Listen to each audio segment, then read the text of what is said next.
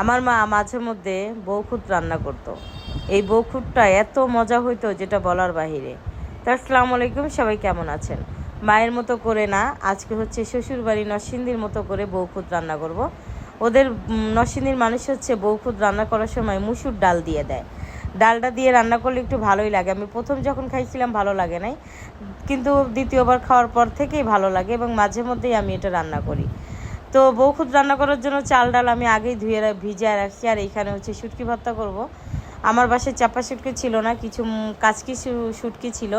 তো এই কাচকি শুটকিটাই আমি ভর্তা করে নিচ্ছি। পেঁয়াজ রসুন কাঁচামরিচ এবং সেই সাথে শুটকিটাকে একটু ভেজে নিচ্ছি, অনেক ভালো করে একটু লাল লাল করে ভেজে নিব। আর এই শুটকি ভর্তাটা আসলে অনেক মজা লাগে। চাপা শুটকি ভর্তা সবচেয়ে মজা, বাট মাঝে মধ্যে এই ধরনের শুটকি ভর্তাও কিন্তু ভালো লাগে। তো যেহেতু বউখুদ রান্না করব, সেখানে একটা শুটকি ভর্তা তো হবে না, এক ভর্তাই হবে না।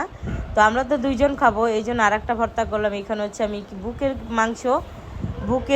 মুরগির বুকের মাংস কয় টুকরা ভেজে নিছি। এই ভর্তাটাও অনেক মজার হয়, তবে এই ভর্তাটা শুকনো মরিচ দিয়ে করব। কাঁচামরিচ আবার আমার বাসায় অনেকেই খায় না, এই শুকনো মরিচ দিয়ে করতেছি শুধু আমি খাবো বলে। আর আমার কাছে ভর্তা না শুকনো মরিচ না হলে ভালোই লাগে না। তো আমি এখানে মাংসটাকে ছোট ছোট করে কেটে নিছি, কেটে একটু তেলে অনেকক্ষণ ভেজে তারপরে এইখানে শুকনো মরিচ পেঁয়াজ রসুন দিয়ে ভেজে নিব। আর এখানে আমি শুটকিটা ভর্তা করে নিব। যেহেতু নিজেই ভিডিও ক্যামেরাম্যান, নিজেই ভর্তা করছি, এই জন্য এই ভিডিওটা একটু এরকম হচ্ছে। তো যাই হোক, আমি এইখানে এই শুটকিটা ভর্তা করে তারপরে হচ্ছে চিকেনটা ভর্তা করব। আর মাঝে মধ্যেই কিন্তু সকালবেলা ভর্তা পাইলে আর কোনো হুঁশ থাকে না আমার, তো আমি একটু খাওয়ার পরিমাণটা একটু বাড়াই দিই। তো এইখানে আবার হচ্ছে শুকনো মরিচটা লাল লাল করে একটু ভেজে নিব, দুইটাই একটু ভেজে নিব। এরপরে যেটা করব, কড়াইতে আমি তেল দিয়ে দিব।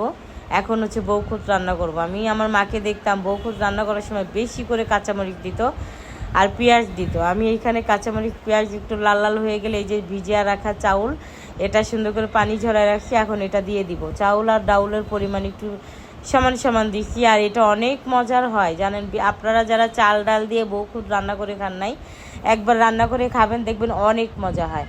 তো আমার এখানে লাল লাল করে পেঁয়াজটা ভাজার পর আমি চালটা দিয়ে দিব। এক হাতে ক্যামেরা, এক হাতে মানে চাল দিচ্ছি, এই জন্যই একটু কড়াইটা নড়ানড়ি বা ভিডিওটা একটু অন্যরকম হচ্ছে, আপনারা কেউ কিছু মনে করবেন না। তো যাই হোক, আমি চালটা দিয়ে একদম পোলার চাউলের মতো অনেকক্ষণ ধরে ভাজবো। আর এই চালটা যতক্ষণ আপনি তেলে ভাজবেন ততই আপনার চালটা ঝরঝরা হবে। তো আমি চালটা ভেজে নিচ্ছি অনেকক্ষণ ধরে, আমি লাল লাল করে ভেজে নিব। এরপরে যেটা করব, আমি গরম পানি দিয়ে দিব। আর আমার বারান্দা বাগানে কিছু পুঁই শাক হয়েছে, তা আমি কিছু পুঁই শাকের পাতা এনেও দিয়ে দিব। আসলে বিশ্বাস করেন, ওভারওয়াইজ পরে দিচ্ছি। এই বউখুদটা এতটাই মজা হয়েছিল যে মন এবং তৃপ্তি সহকারে খাইছি। এই তো এখন হচ্ছে আমি এই যে পুঁই শাক দিয়ে দিলাম। আর পুঁই শাকের মানে যে একটা ফ্লেভার, সেটা অনেক সুন্দর আসছিল। আর এই বউভাতটা অনেক মজার হয়েছিল। বাকি ভিডিওর ক্লিপ আমি নিতে পারি নাই বিশেষ ব্যস্ততার কারণে। তো সবাই ভালো থাকবেন।